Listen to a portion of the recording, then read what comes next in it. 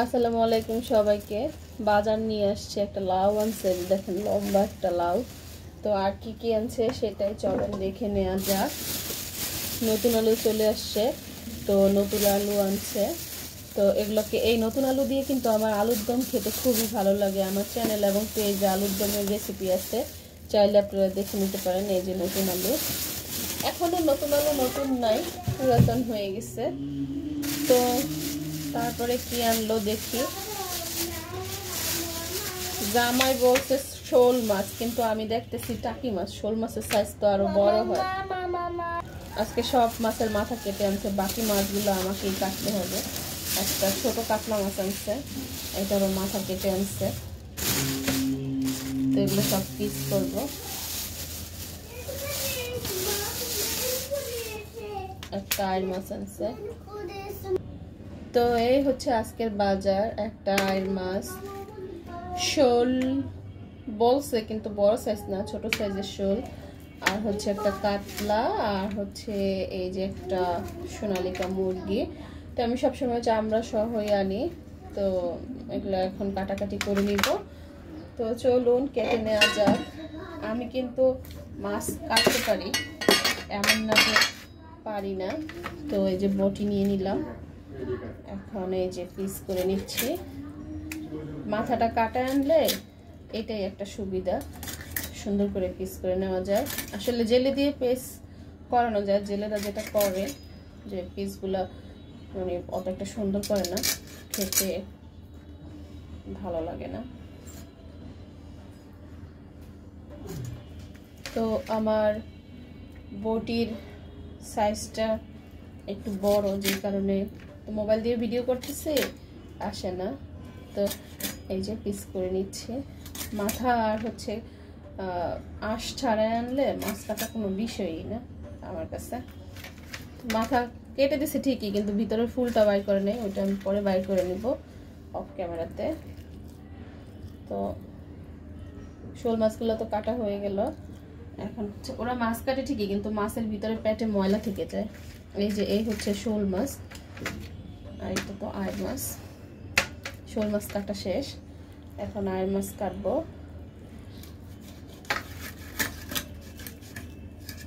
এই যে আইর মাছ কেটে নিলাম। আজকে হচ্ছে শোল মাছটা লাউ দিয়ে রান্না করব, আপনাদের সাথে কিন্তু রেসিপি শেয়ার করব। তো সবাই বেশি বেশি করে লাইক কমেন্ট করে দিবেন। লাইক কমেন্ট করেন না আপনারা, এই আপনাদের একটা সমস্যা। তো যে আইর মাছও কাটা শেষ, ঠিক আছে। মাছ কাটতে আমার ভালোই লাগে, যদি আঁশ টাশ এগুলা আবর্জনা যেগুলো এগুলো ছাড়াই আনলে মাছ কাটা কোনো বিষয়ই না আমার কাছে। তো আজকের মাছটা পেট কাটায় আনলে ভালোই তো, কিন্তু আজকের মাছেরও পিস বড় হয়ে যাবে। আমার জামাই আবার বলবো না এত বড় বড় পিস খাইতে ভালো লাগে না, কিন্তু মাঝখান থেকে পিস করে দেয় নাই।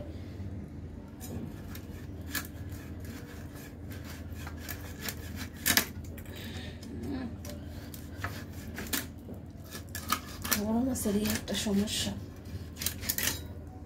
পিস কাটায় আনলে ভালোই তো, শাকলে রাগ করবে।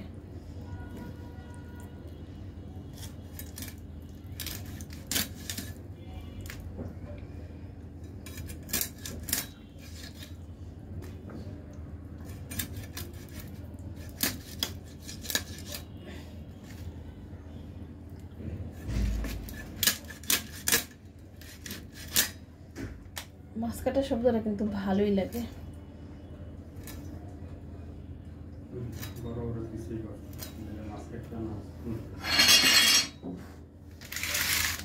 তো এই হচ্ছে মাছ। তো এই যে মাছ কাটা শেষ, কাতলা মাছটা কাটে নিয়েছি, বড় বড় পিস হয়েছে, কারণ মাঝখান থেকে হচ্ছে টুকরা করে আনে নেই, যে কারণে বড় বড় পিস হয়েছে। এত বড় পিস আবার আমার হাজবেন্ড খাইতে চায় না, তারপর কিছু করার নেই। এখন আমি এর থেকে ছোট পিস করতে গেলে সুন্দর হবে না। আর এখানে ওই যে ছোট শোল মাছ আর আইর মাছটা কাটে নিয়েছি, মানে পিস করে নিয়েছি। আঁশ আর ময়লাগুলো তো ছাড়াই আনছে। তো এখন হচ্ছে মুরগিটাকে করে নিব। তো এই যে মুরগি, মুরগিতে আমি চামড়া সহ আনতে বলছি। আমার হচ্ছে সোনালিকা মুরগির চামড়াটা ভালোই লাগে খেতে। তো এখন আবার অনেকে বলতে পারেন যে চামড়াও খান। তো যাই হোক, এগুলোকে এখন কেটে কুটে তারপরে হচ্ছে আপনাদেরকে দেখাচ্ছি। যে লোমগুলো রয়ে গেছে ওগুলা টান দিতেছি। এখন তো ওই মেশিনে তো আগেও পরিষ্কার করা যাইতো, তো মাঝখানে মেশিনে করতাম না পরিষ্কার, মানে মুরগির চামড়া। তো এখন আবার মাঝে মাঝে কড়াই আনি। আমার কাছে ছোট আলু দিয়ে মুরগির চামড়া হাড্ডি খেতে ভালো লাগে। তো এখন এই যে এটা একটু পরিষ্কার করে তারপরে কেটে নিয়ে আসতেছি। তো এখন মুরগিটা কেটে নেওয়ার পালা।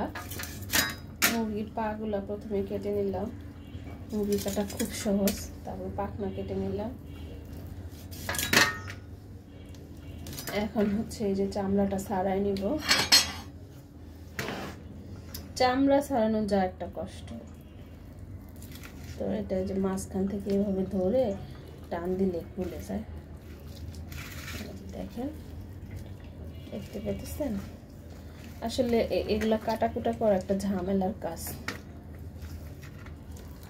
এই যে এইভাবে মুরগির স্কিনটা ছাড়াই নেওয়া যায়। নানলেও পারতাম আজকেরটা পাতলা।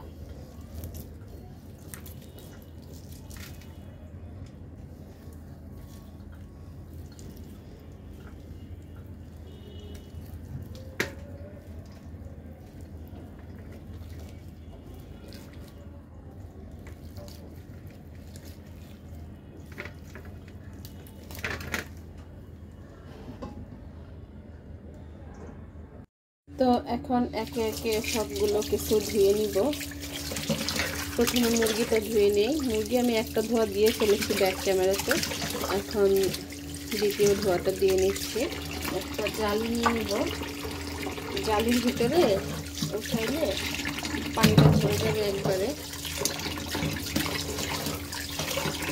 তো কাটা ধোয়ার ভিডিও মনে হয় আমি প্রথম দিব, এর আগে দেওয়া হয়নি। আমি কিন্তু মুরগি প্রথমে আরেকটা ধোয়া দিয়ে নিয়েছি ব্যাক ক্যামেরাতে। আবার কেউ বলেন না যে আমি ধুই নেই।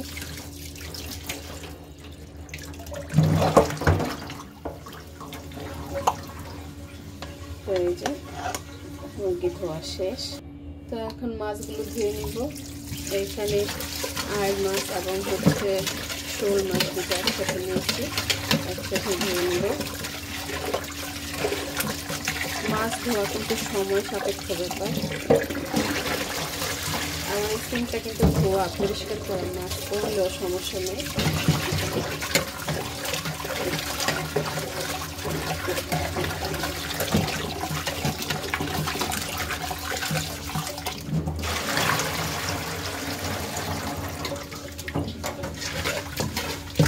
মাছের সব ফল ফেলিয়ে ধুলে মাছের সব ময়লা চলে যায়। আর মাছ যত ধোবেন তত খেতে স্বাদ হবে বেশি।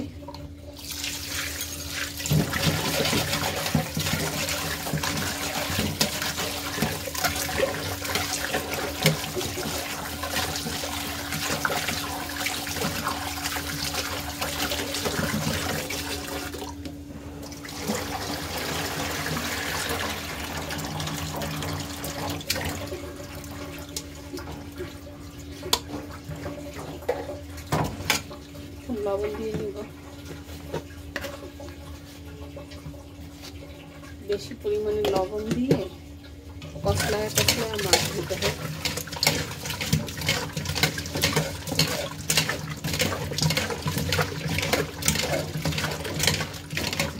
একটা পড়ছি কিনা না পড়ে নাই। তো অনেকক্ষণ কষলায় নিছি। এখন এই যে পানি দিয়ে ফল গলিয়ে নিব। মাছে কিন্তু প্রচুর ময়লা থাকে, যাতে আমি এখানে ঢালি।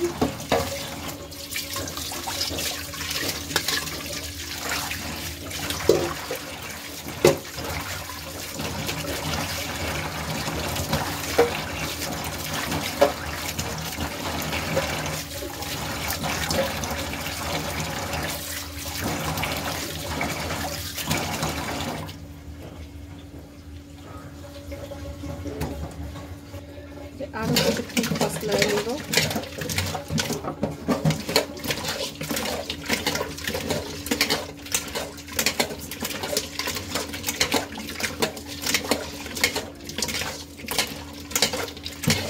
এরকম 3-4 বার যদি আপনি কষলায় নেন তাহলে মাছ ধোয়া ইজি।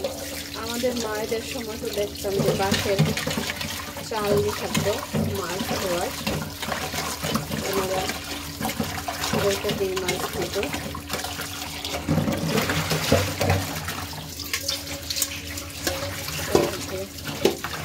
একটা ধোয়া দিয়ে নিলাম।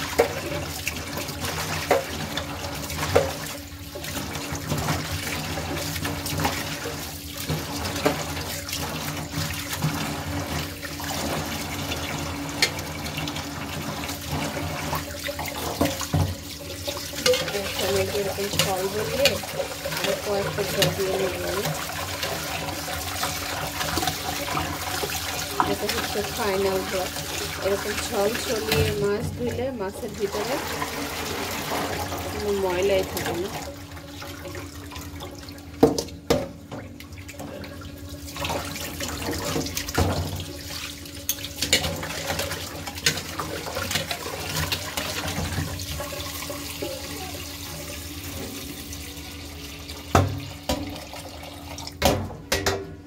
এখন এরকম মাছ নিয়ে নেব।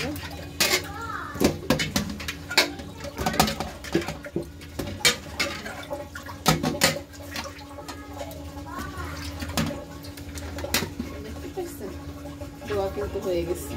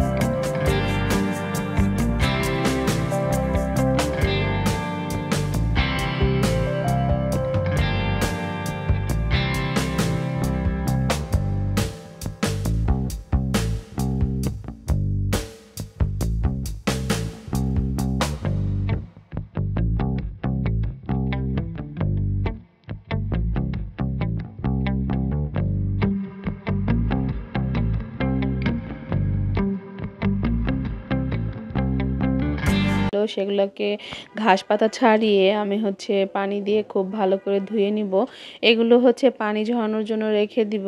তো তারপরে হচ্ছে একটা বক্সে করে নর্মাল ফ্রিজে রেখে দিব, রান্নার আগে বের করে তরকারিতে ব্যবহার করব। সেই ক্ষেত্রে হচ্ছে দেখা যাবে যে আর রান্নার সময় ধোয়ার ঝামেলা থাকবে না, কাটার ঝামেলা থাকবে না। তো তারপর হচ্ছে 2 আটি পালং শাক এনেছিল, শাকগুলোকেও আমি খুব সুন্দর করে কেটে কুটে ঘাস পাতা বেছে নিয়েছি। এখন হচ্ছে ধুয়ে নিব। ধুয়ে নেওয়া হয়ে গেলে আজকে আমি এই পালং শাকগুলো রান্না করব হচ্ছে যে কাতলা মাছ এনেছিল, কাতলা মাছের মাথা লেজ দিয়ে।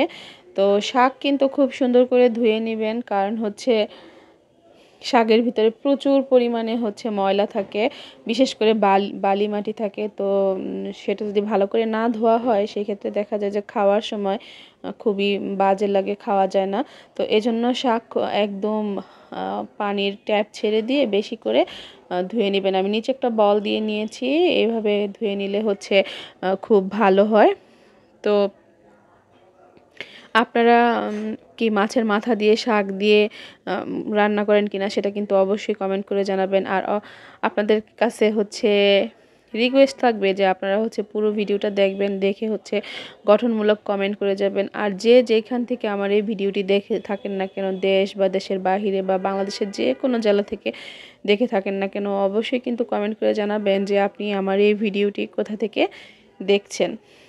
তো আসলে হচ্ছে এক সপ্তাহের বাজার একসাথে যেদিন আনে সেদিন হচ্ছে দেখা যায় যে কাজের প্রচুর চাপ পড়ে যায়, এবং হচ্ছে মানে কাজ করতে করতে আর হচ্ছে রান্না খাওয়ার কথা আর কি বলবো, কারণ বাজার গুছাইতে কিন্তু অনেক সময় লাগে। তো যাই হোক, আমি হচ্ছে আজকে মাছের মাথাটা রান্না করে নিব, কারণ আজকে আমি বাসায় আছি। কারণ হচ্ছে মাছের মাথা টাথা এগুলো আবার হচ্ছে অফিস ডেতে খেতে ভালো লাগে না।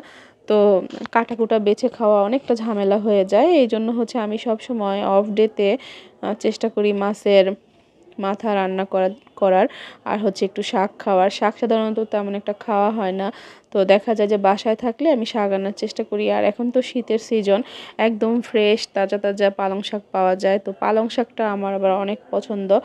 আমি আবার একটু শাক কম খেতে পারি, কারণ আমার একটু সমস্যা আছে, যেই কারণে হচ্ছে শাক আমার কম খাওয়া হয়। তো আজকে পালং শাক খেতে ইচ্ছে করছিল, তাই হচ্ছে পালং শাক নিয়ে আসি। তো এটাকে রান্না করব হচ্ছে কাতলা মাছের মাথা দিয়ে। এখানে রান্নার সকল মশলা হলুদ, মরিচ, ধনিয়ার গুঁড়া, পেঁয়াজ কুচি এবং হচ্ছে আদা রসুন বাটা দিয়ে লবণ দিয়ে মশলাটা খুব সুন্দর করে কষিয়ে নিচ্ছি। রান্না তো আমরা সবাই পারি, তো রান্না তো একটা শিল্প, যে যার মতো করে রান্না করে নেয় আর কি। তো আমি তো আর কি আপনাদেরকে রান্না তো আর শেখাতে আসিনি, এটা হচ্ছে আমার ব্লগ শেয়ার করা আর কি, আমার রান্না বাড়াগুলো আমি কিভাবে করি সেটা দেখানো। তো হচ্ছে এই কাতলা মাছের সাথে আমি হচ্ছে আর মাছ দিয়ে দিয়েছি, কারণ হচ্ছে আমার বাচ্চার জন্য আর আলাদা তরকারি রান্না করব না। তো পালং শাক তো বাচ্চাদের জন্য অনেক ভালো, তো এই জন্য 2 পিস আর মাছ দিয়ে দিলাম। এটা বাচ্চা খাবে, আর মাছের মাথা আর লেজ আমরা হাজব্যান্ড ওয়াইফ খাবো। তো আমাদের সাধারণত মাছের মাথা এবং শাক এগুলো একটু কম খাওয়া হয়। তো আমরা বাসায় যেদিন থাকি সেদিন হচ্ছে রান্না করি। তো আজকে বাসায় আছি তাই রান্না করতেছি, আর হচ্ছে সপ্তাহের বাজার গুছানো দেখালাম আপনাদেরকে। তো আমার এই ভিডিওটি আপনাদের কাছে কেমন লাগলো, যদি ভিডিওর কোনো একটা অংশ ভালো লেগে থাকে অবশ্যই কিন্তু একটা লাইক, কমেন্ট এবং শেয়ার করে দিবেন। তো আমার মাছ কষানো হয়ে যাওয়ার পরে পালং শাক দিয়ে দিব। পালং শাক রান্না করা কিন্তু খুবই কম সময় লাগে পালং শাক রান্না করতে, আর পালং শাক রান্নায় পানি তেমন একটা লাগেই না, কারণ পালং শাক হচ্ছে অনেক নরম একটা শাক আর কি। এই শাকটা জাস্ট মানে 5-7 মিনিটের ভিতরে আপনার হয়ে যায়, আর এর থেকে বেশি সময় নিয়ে রান্না করলে কিন্তু শাকের পুষ্টিগুণ নষ্ট হয়ে যায়, এটা আমরা ভালো করেই জানি। কারণ পালং শাক হচ্ছে সালাদ হিসেবেও কিন্তু খাওয়া যায়। তো বিদেশিরা কিন্তু পালং শাককে সালাদ হিসেবে খুব ভালোভাবেই খায়। তো একটা ঢাকনা দিয়ে দিয়েছিলাম, দেখেন শাকটা কতটা সবুজ রয়েছে। আর শাক সবুজ রাখার জন্য অবশ্যই একটা ঢাকনা দিয়ে দিবেন, আর হচ্ছে একদম হাই হিটে রান্না করবেন। হাই হিটে রান্না করলে পালং শাক বলেন না, যেই শাকই বলেন না কেন, শাকের পুষ্টিগুণটা ঠিক থাকে আমার মতে। তো যাই হোক, একটু নাড়াচাড়া করে দিলাম, নাড়তে গিয়ে আবার হচ্ছে আর মাছের পিস একটা ভেঙে গিয়েছে। তো আমি যদি আর মাছটা না দিতাম সাথে, তাহলে হচ্ছে মাছের মাথাটা ভেঙে দিয়ে দিতাম। তো বেশি নাড়াচাড়া করতে গেলে দেখা যাবে যে আর মাছটা ভেঙে যাবে, এই জন্য হচ্ছে আর দিলাম না। গোটা 2-1টা কাঁচামরিচ দিয়ে দিলাম, তো আবার ঢাকনা দিয়ে দিলাম। তো এখন হচ্ছে লবণটা চেক করে নিব, আর হচ্ছে শাক বাটা দিয়ে দিব। আমি কিন্তু শাক বাটা প্রায় সব তরকারিতে দিয়ে দিই। তো আমি যখন ভয়েস ওভার দিচ্ছি তখন কিন্তু ওয়াজ হচ্ছে, তো আমি জানি না এটার জন্য আবার আমি কোনো মানে কমিউনিটি গাইডলাইন ব্রেক করলাম কি না। তো এই নয়েজগুলো একটু ক্ষমা সুন্দর দৃষ্টিতে দেখবেন। আর হচ্ছে ভিডিওর বাকি অংশ জুড়ে কিন্তু আমি অরিজিনাল সাউন্ডই রেখেছি। তো যাই হোক, দিয়ে দিলাম ধনিয়া পাতা, যে ফ্রেশ ধনিয়া পাতাগুলো এনেছিল। তো ধনিয়া পাতাটা একটু সিদ্ধ হওয়ার জন্য একটা ঢাকনা দিয়ে দিব। তো আজকের ভিডিও এখানেই কিন্তু আমি শেষ করব, আমার রান্না কিন্তু হয়ে গিয়েছে। আজকের ব্লগটি কেমন লাগলো অবশ্যই কমেন্ট করে জানাবেন। তো সকলে ভালো থাকবেন, আসসালামু আলাইকুম।